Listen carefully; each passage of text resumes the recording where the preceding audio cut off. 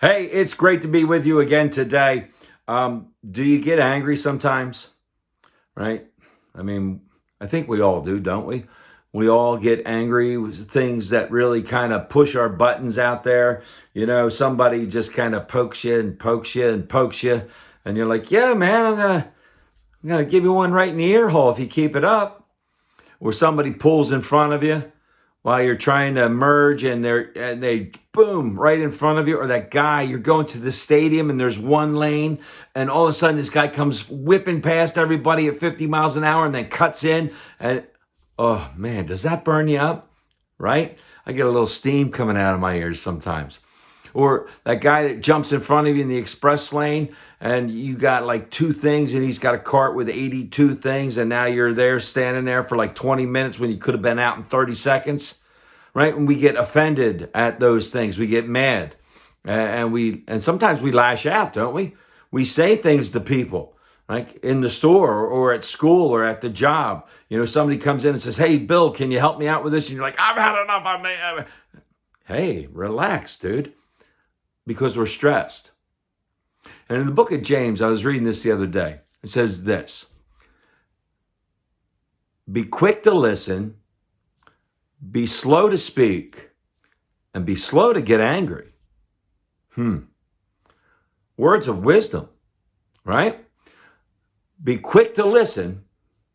When we listen to others, we can start to see their point of view. We start to understand why they're doing what they're doing.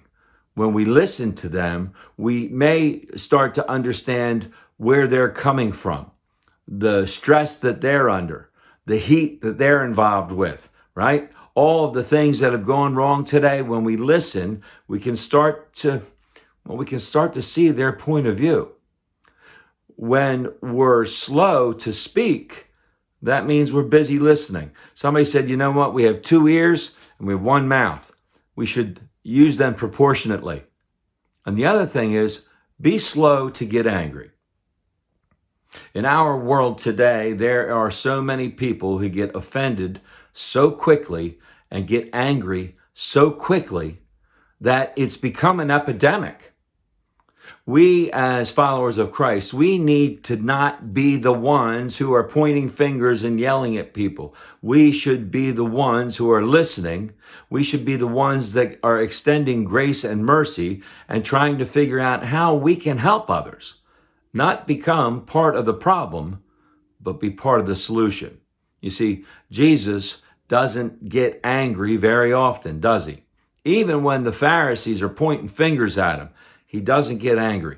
Even when he's in front of a trial, in front of Caiaphas and Annas, they're not being fair.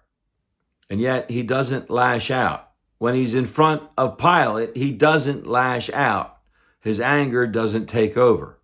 He listens. He speaks words of truth and wisdom, and then he carries on. Hopefully, we as his followers will do the same thing. May God continue to pour out his grace, mercy, and blessings on each and every one of us. Until we get to meet again, amen. Amen.